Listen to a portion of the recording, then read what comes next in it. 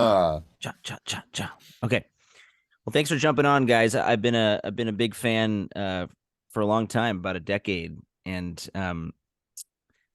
if you could start off by telling the radio audience who you are, where you are right now, and obviously the what band you're in, and what you're trying to do with your music. All right. Well, I'm Philip, and this is Clemens. We are a Hi. band. Our band is called Milky Chance. We are based in Berlin. We are from Germany. We are on tour currently in the US and Canada for 3 months. It's the biggest tour we are playing so far. We're a band for 10 years, and we do music because it's generally what we love, and we like to share that. Are you guys from Rottenburg an der Fulda? Is that your both your hometowns? No, Mm, we're from close. Kassel, but it's Kassel. close to Yeah. Okay. that. We recorded the second album there though, because it has a very nice studio place. When you first started laying down, beats and sounds for a song like Stolen Dance, right? You guys were students that had been playing music together. You were in a jazz group. Could you ever imagine that you would be playing Red Rocks and all over the world like this? Was it something that you had as a distant hope, or was it um, just a total pipe dream? Like, if we could just get people to listen to this one song, we'll go from there. We didn't even know what Regworks is. Yeah. I was about to say the same thing.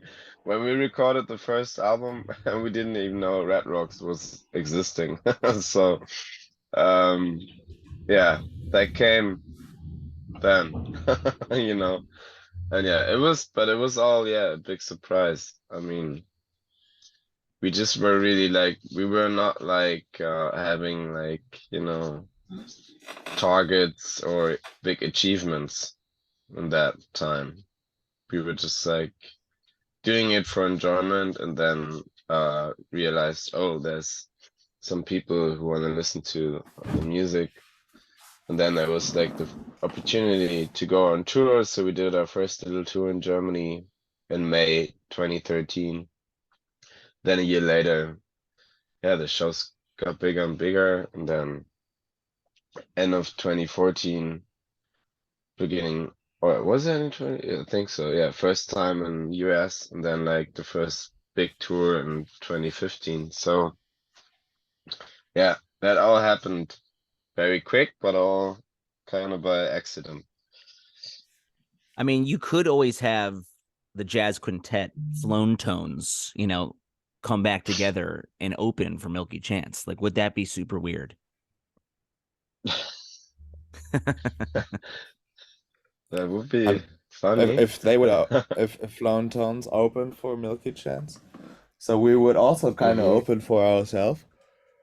I mean, That would be Yes. weird. I think that would be would kind that of be fun. egotistical or kind of fun? I don't Why know. I not? mean, Yeah, right. I mean, that's what Robbie Williams does. Uh, I don't know if that's a name to you because he's yeah, not yeah. big in the US. He's big in Europe. And I went to his show, and his opening support is himself with a DJ, which I found very funny. So no, I like the idea. I like it. I don't think When it's every weird.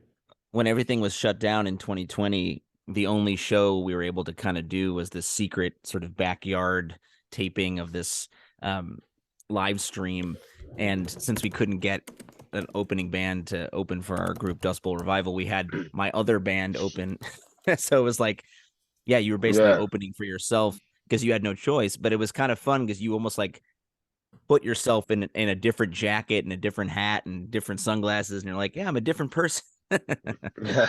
Mhm. Yeah, I mean, that's funny, of course. And you got more playtime.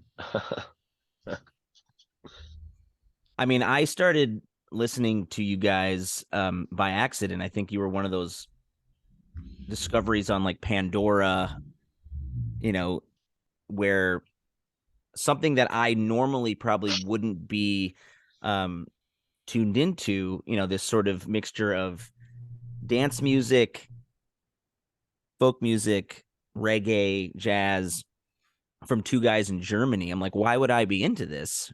But I think it's because one of my favorite things is when people take electronic music and marry it with, actual songwriting and guitar playing, real musicianship. Nothing against completely digital albums, but as a folk musician myself, I love bands like Wilco, or there's a band called Granddaddy that I love that can bring both opposing forces together. A lot of times we feel like the digital world and the acoustic world are at war with each other. Like they can never be on the same stage. And I think you guys have really stuck with that in a beautiful way, throughout your different records. And,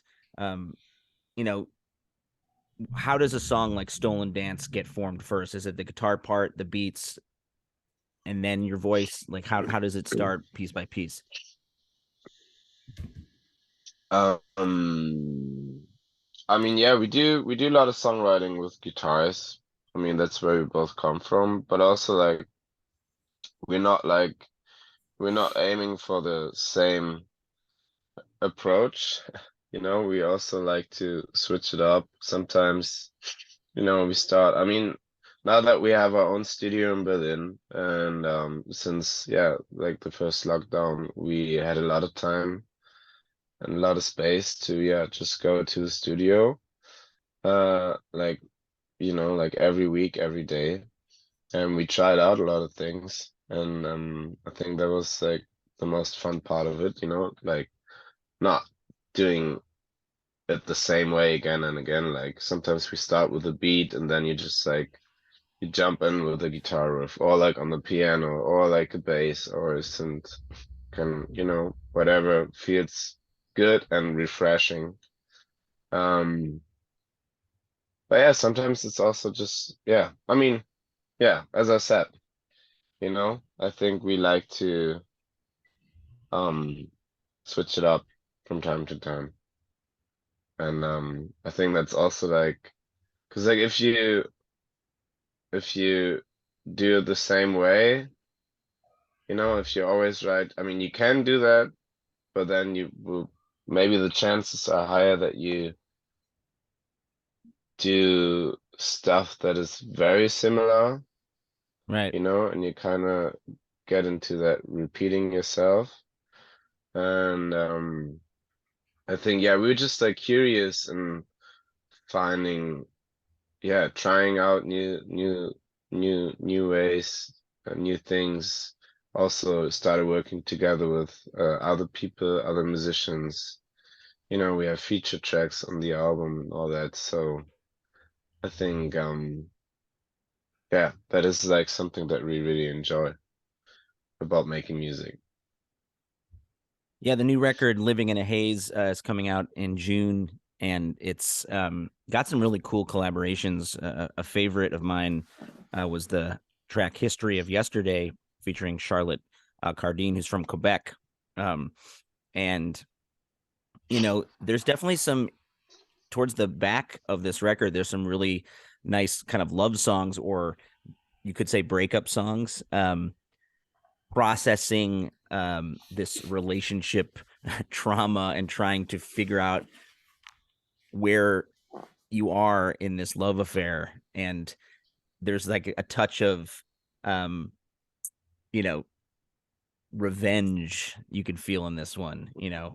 I can't wait to see you cry, trying to figure out, like, was our love like a complete joke to you? Like when you break up with someone and you're so hurt that everything is said out loud. It's like that. I don't know if you watch the show Succession on HBO that just finished, but there's this just devastating scene where Tom and Shiv just unload on each other on this balcony about everything that they hate about the other person, and they love each other so much, but they want to cut each other to the heart. Tell me a little bit about that History of Yesterday with Charlotte. Yeah, that was actually really cool that we got together because we were just, we were big fans of hers, and we told her that simply on Instagram how you do it these days, and she responded and Yeah. was like, same with you guys, and we were like, okay, that's great.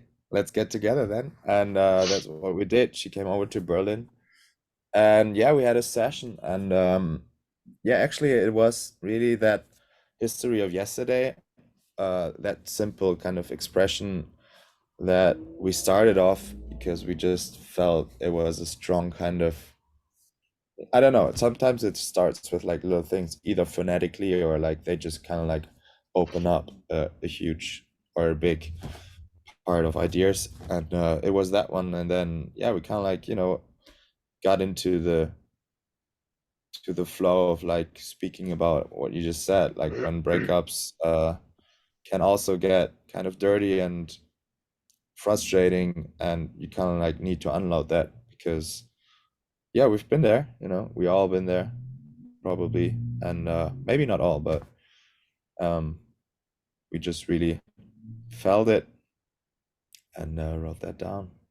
Well, that one sequence is pretty devastating. Do you think that one sequence is pretty devastating when you said, do you think you're so special because you're living in Living in pain pain. and there's a reason why everyone you touch goes insane? you know? Yeah.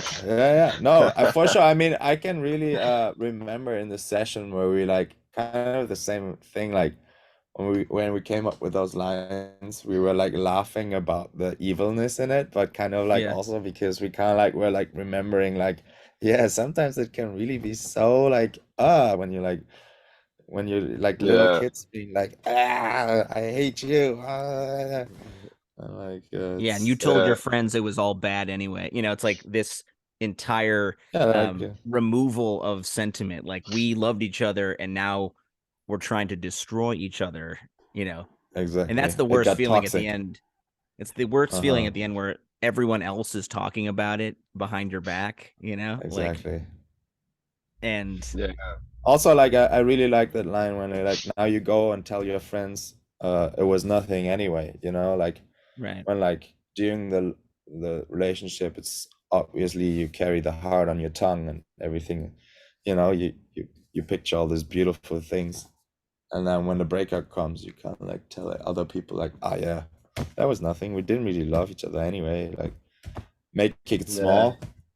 Like that's also a very classic thing that happens, I feel.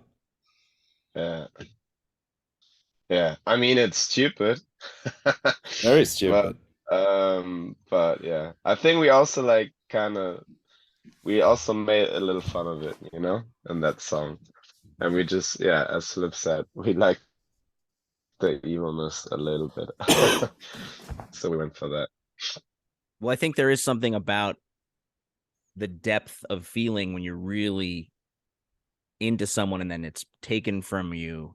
It feels like a madness, like you can't control yourself, because you're so hurt. Yeah, Um, sure.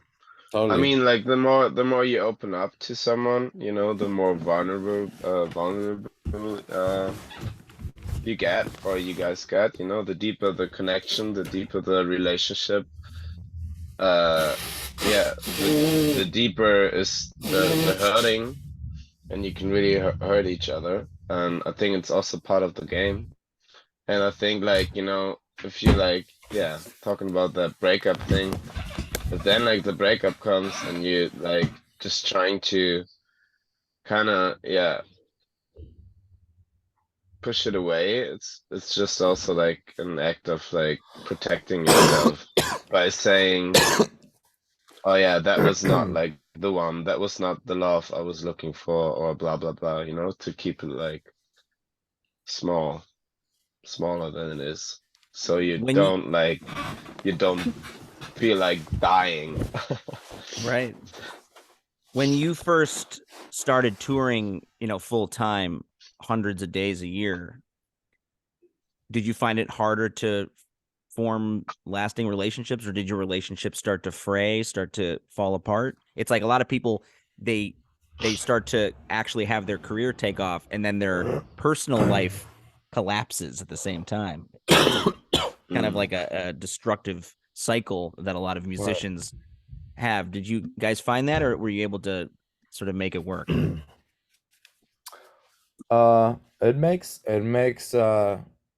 It is a tough thing for relationships in any phase you're in, I feel, because distance is always, I mean, I guess for some people not, but for the most, I feel distance is just a really hard part.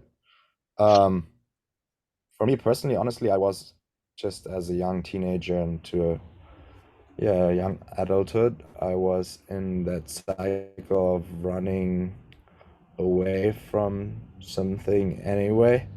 So Right. I had tough times anyway to get close to, or like, but I feel like I broke that cycle and just found the right person to do that. So yeah, touring is, also we have kids now, which is also a love relationship on a Yeah. different level, but that is also tough to go to, tour and yeah. So like, of course, to maintain any relationship, it doesn't help to be gone for a while. 3 months, and that's got to be definitely an epic challenge. Do you guys ever bring the kids along or have them come visit? How does that work? Yeah. This time I for the mean, first time, we're trying it out. Right. We normally don't go on tour for 3 months. This is like the second time in 10 years. We normally, since we have kids, go on, not longer than 2 or 3 weeks. So yeah, this time we got to bring them. We have another bus. We're gonna make a little kindergarten since we have 7 of them. Wow. It's gonna be fun. You guys have been busy the last few years. You guys have been busy. I mean, it's four band members. It's not only the two of us having 7 children. Oh, okay, got it. Just to mention, not that busy, but we've been but busy. still. Busy it's enough. Like, man, you can start your own basketball team now. Yeah, technically. Yeah, and we're right in the playoffs. That's good timing.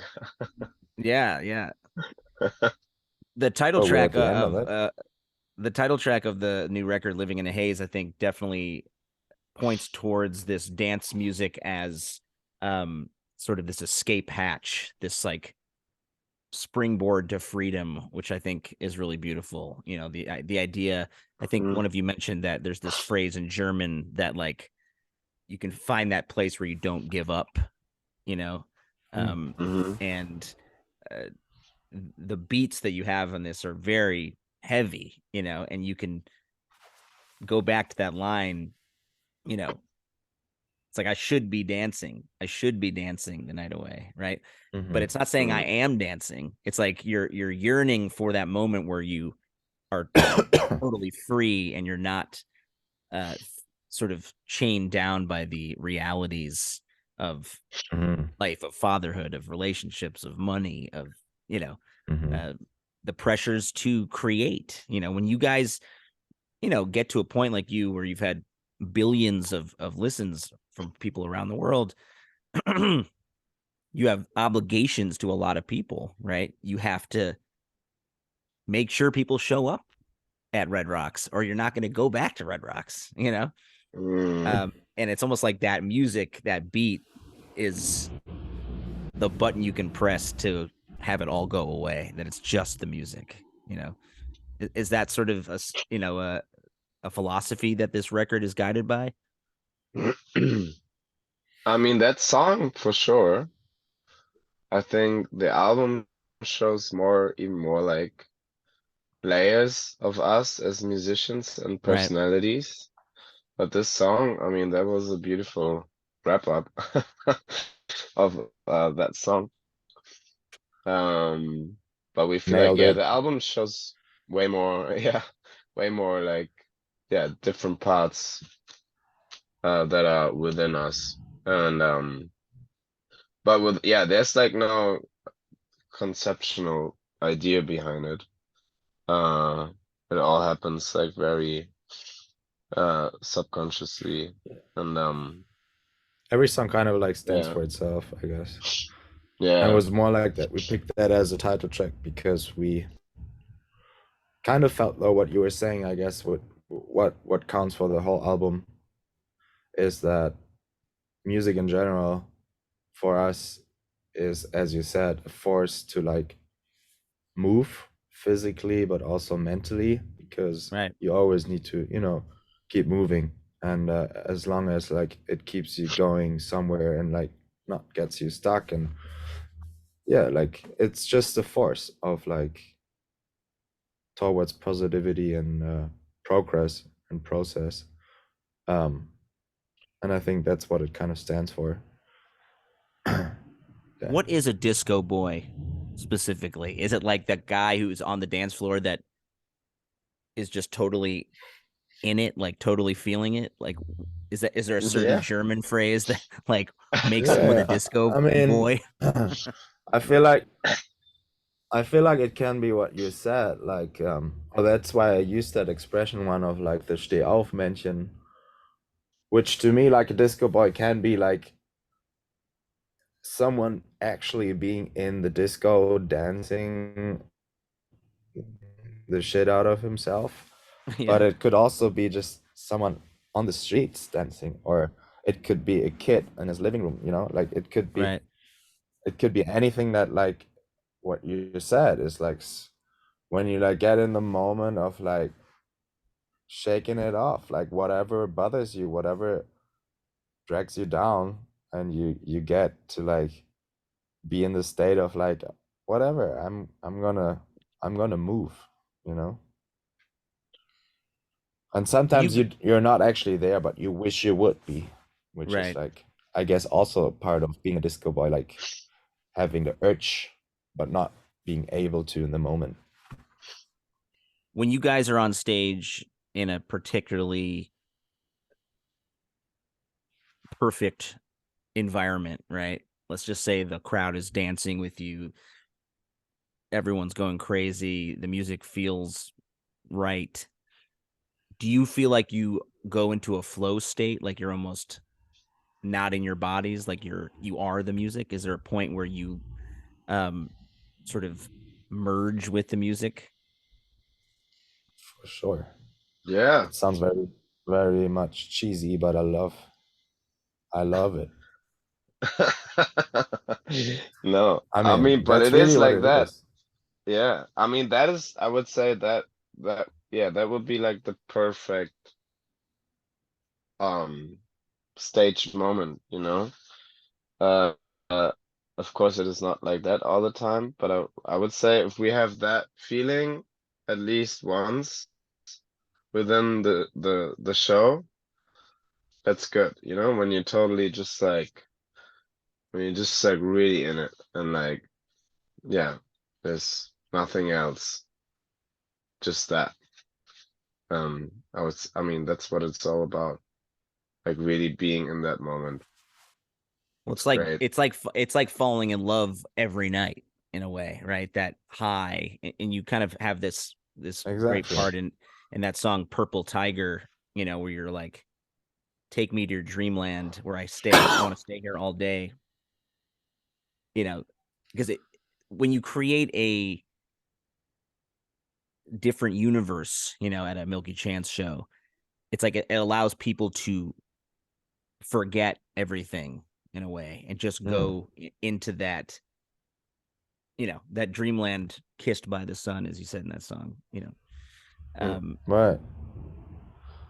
No, but it is really, I think, special, because I guess we all know when we like listen to it, or like when you listen to it like your show and you dance and you're in that moment. But I feel like it's even, especially like being four people as a band, and we are up there and we are doing our craft, and that craft becomes a vehicle to set that power free, what you're saying, that Right. everybody can, you know, it feels very powerful. It feels very powerful to be a part of that creation that is setting that free, you know. It's crazy. It's also like yeah, it's like I mean, obviously it's a craft, so like you play an instrument, you're technically able to do what you're doing, but then like there's this like last 5% Mm, or whatever percentage you want to give it that you can't really tell what it is that makes right. to unlock this like door to what you're saying, to like freedom, to like let's all enter there and like be one with the music. You know what I'm saying? Like, it's crazy. Going back to the Sadnecessary album one more time, Flash Junk Mind is one of my favorite tracks of yours. And it kind of reminds me of, I guess you do mention that the Red Hot Chili Peppers are an influence, but I definitely hear,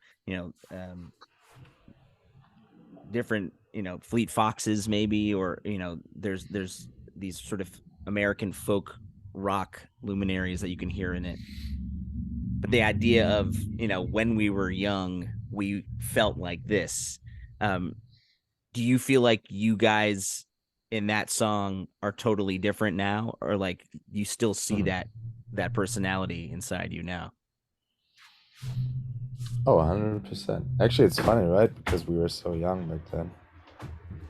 But I feel like that's a really cool thing about a song as well, that it becomes really its own and it can tell you, even though you were the one kind of like bringing it to life, it can tell you a lot 10 years later still, Yeah. or it can still basically like, yeah, it has its sort of own life. So like I almost feel sometimes like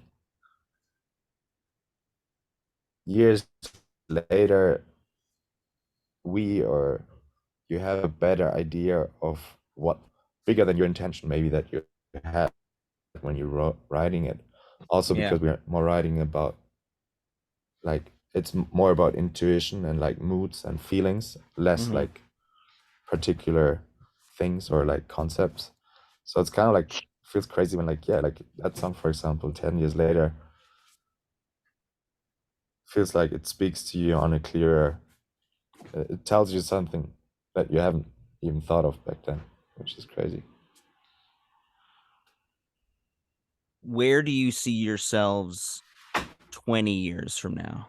Like, what would be your dream scenario? 20 years from now. What is that? 2050, right? No, 2040. If the world still 2043. exists as we know it. Yeah, I mean, We're having issues with that. yeah, I mean, you can think Where would about we it see each like other? in a very scary way, also. I mean, talking about the world and where it's going, or what it feels like where it's going right now. But I don't know. I think like if we, if we can keep music as one of our main things to do, that would be nice, you know. Still having fun with it, still creating.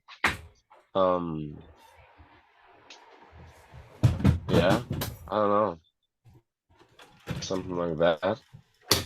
Like, if Four you more could albums tour. and 7 more kids, to be precise. All Yeah. right, yeah. 20 more kids, 10 more albums. Yeah. Like, Something like that.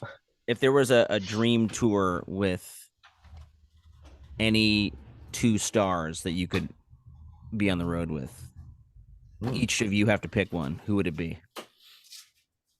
Ooh, damn. Like a tour together with like Yeah. another artist. Milky Chance and Bruce Springsteen and Sting. I don't know, something crazy. What would it be? Something crazy. I What mean, would we choose? life to me, like Stromae was like one of the best experiences. So like pairing up with him would be a dream. Why not? Why not? Why not? Yeah. Shema is cool. And then I don't know. Maybe something like exotic, like exotic. I What mean, is I would also like, exotic? I would love to have some hip hop vibes, like, I don't know, Tyler or, you know, Chance, something like more towards hip hop and a little bit Yeah, more like more like a good mixture would be nice. yeah.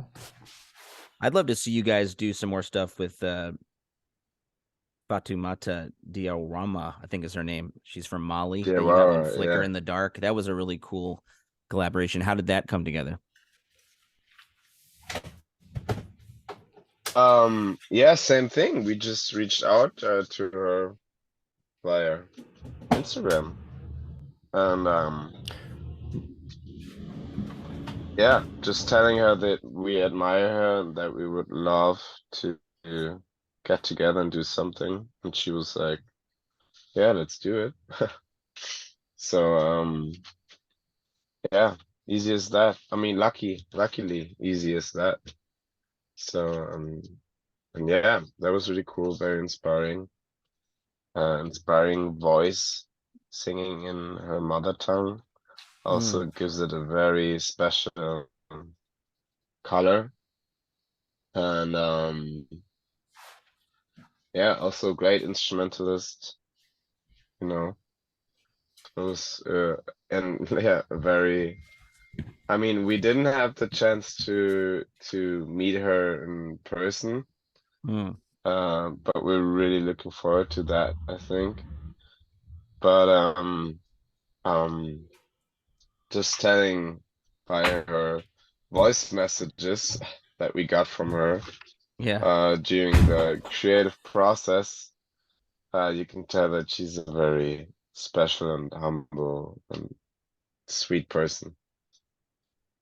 Well, that line, the doors that we're going to walk through, in that song, it reminds me of how these songs, especially with artists that I've never heard of, maybe can be like portals, right? I went down the rabbit hole of her music after I saw her on this track.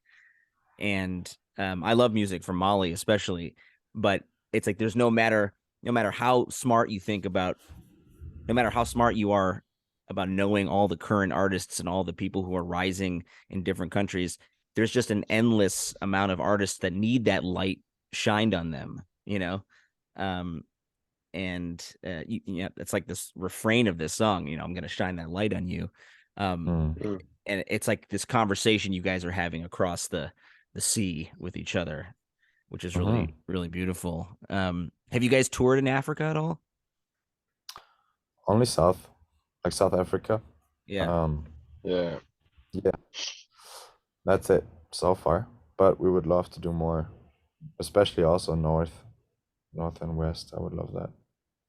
What is the most insane travel week that you've ever had? I mean, you guys obviously go internationally all the time, but has there ever been that day where you're like, I don't know if I can physically do this today? Oh, heck yeah. There has been moments like that, especially with like things you don't predict. I mean, on tour already, we were noticing today that we're gonna play 8 shows in a row by now. And then, things come in and out. Like, I don't know, a bus breaks down and you have to take the train or like I remember we also had like in the US, like on the last like couple years ago, we were in New York in the morning. We flew to Atlanta. We played a festival and we flew to the West Coast and played a late night like event there. So like Right. in one day we crossed the country and played 2 shows, which messes with your head a little bit. Yeah. And your body for sure. Yep. So yeah, it's Yeah. sometimes the travel can be very intense on tour, and for sure it's the biggest challenge to stay mentally and physically like healthy. There was another interesting collaboration you did with Ladysmith Black Mambazo, Eden's House, which is on the 2019 record Mind the Moon. I would love to see that in person. I'm not sure if it ever happened live, but Right. have you guys ever had a choir behind you at shows? We just started with like having back singers for like a TV show in Germany, which was exciting. But we sang in a choir when we were in high school, so singing with or in a choir is definitely something very home for us and very familiar. So for sure, we were talking about it also with Ladysmith Black Mambazo. Whenever we're gonna go back to South Africa, we 100% gonna try to get together and do it live, because for sure there's nothing more. I mean, on the record it's beautiful and I love how it turned out, but there's nothing about the power and like when you're like in the room or like you hear those voices in person. It's kind of the same with the moon or something and you try to take a picture of it. Yeah. It will never catch the actual beauty. You know what I'm You know what I'm saying. What did your parents do when you were growing up? Or did you come from any musical families yourselves, or was it sort of a total departure? Yeah, not a total departure. I mean, some sort. I mean, Clemens' parents like had good music taste. I mean, my parents, my mom did, my dad did not. Mine are like coming from, doctor, and my mom is a nurse, and Clemens' father was a is a gardener, and his mom is a how do you call it in English? Like IT programming Yeah. Right. stuff. So not. I mean, we were the only ones doing music, like really doing music in our Right. families, you can say.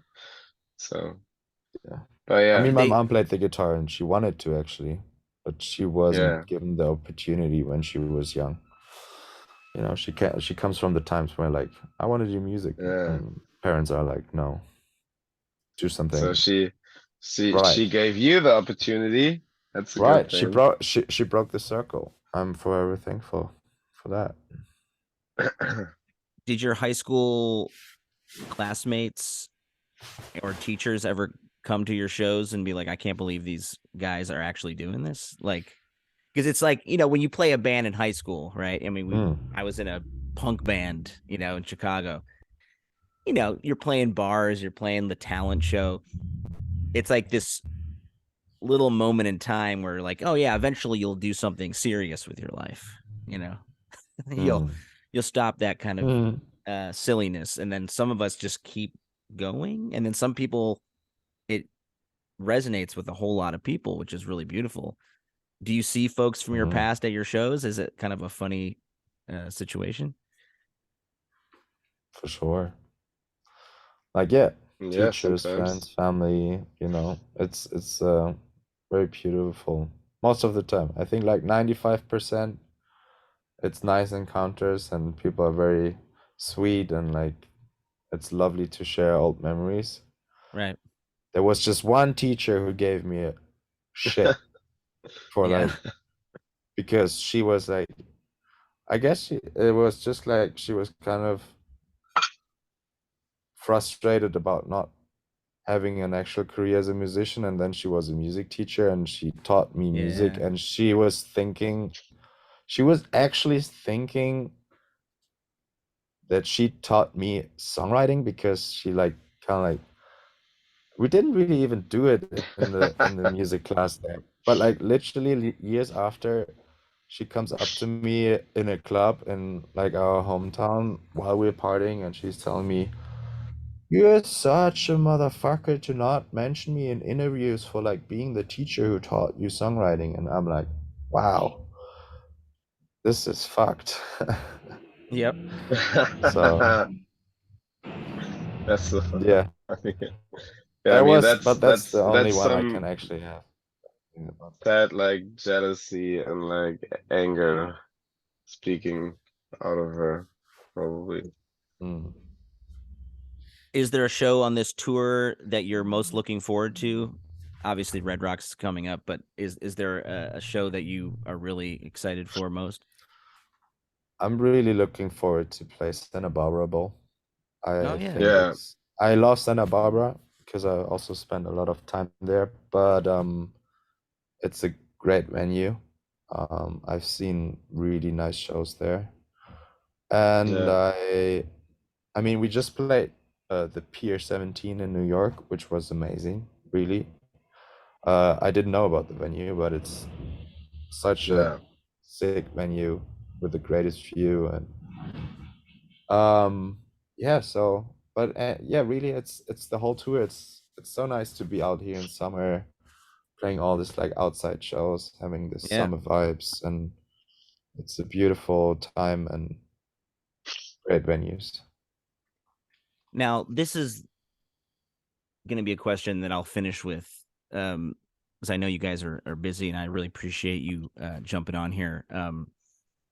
For those of us who are playing less glorious venues, can you remember the most awkward, horrifying, terrible show that you ever played, where you wondered if you should actually continue making music?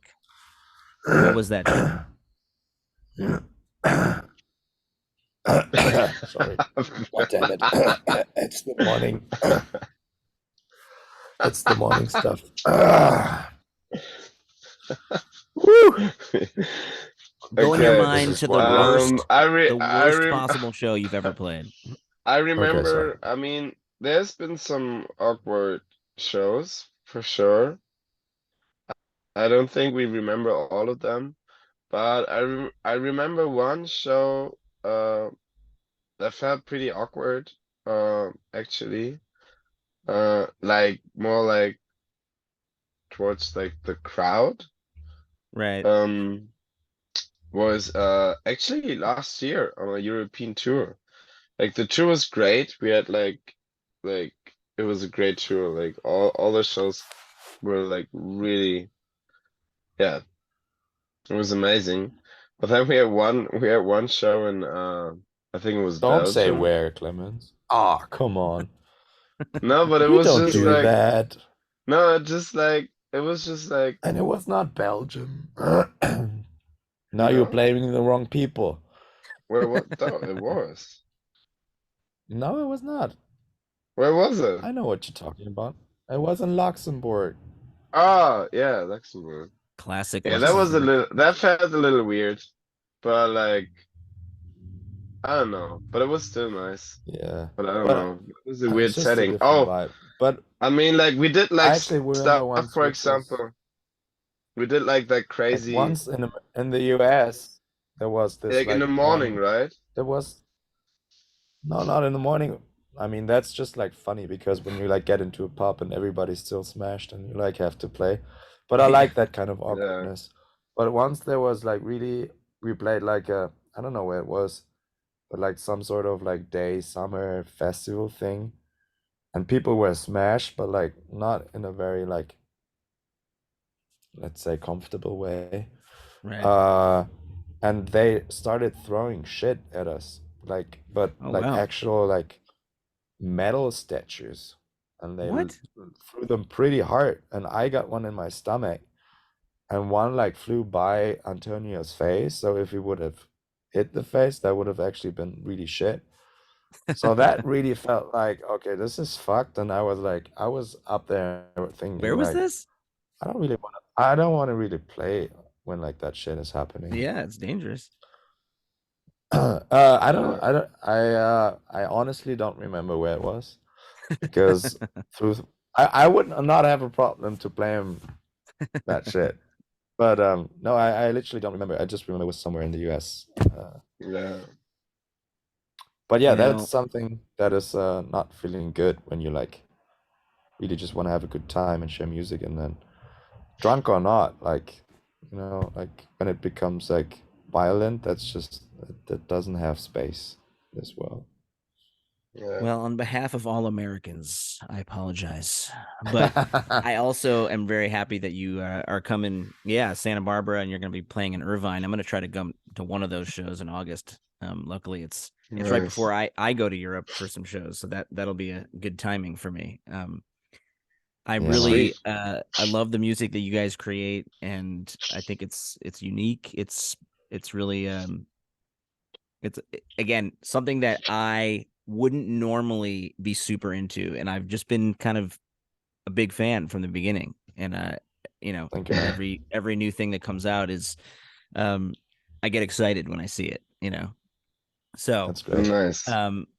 is there one song on the record that you're most proud of that you'd like to share to take us out? That's the toughest question. That's hard, you ending with that, because no, there's not really. It's like, you know, when you like create a whole piece with a lot of little puzzles, it's really hard to take one out, because then the whole thing is not whole anymore. Yeah. So I think we're just proud of the whole piece, the album itself. All right, let's frame it this way. Let's say that Germany, the United States, Russia, let's say they all come together and they're like, hey, we want Milky Chance to play the first ever show on the International Space Station. All right. What's the song that you're opening with in space? Probably we didn't make it to the moon. Yeah. Great. Let's just say we'll throw which is Music not, Festival on the moon. Which is not on the new album, but that would be funny. From the new album, I mean, like we can. I would take Purple play Tigers because it has Frequency of Love. Oh yeah, oh yeah, Frequency that's of Love actually a is nice awesome. one. Let's do that, because that really, I can see you like there's a little moon not reference being as in well. a gravity space. Yeah. where I feel like we could a really lot, like all you know, just so like, you know, like fly around, you know,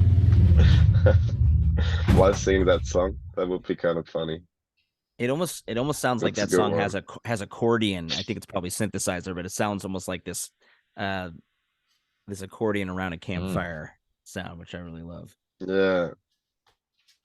that's cool. It was your eyes that taught me how to see. It was the feeling of being free, just like playing music on the moon. Mhm. All right, boys. Well, thanks so much. Exactly. Have a great tour. Don't lose your voice. I know it's hard.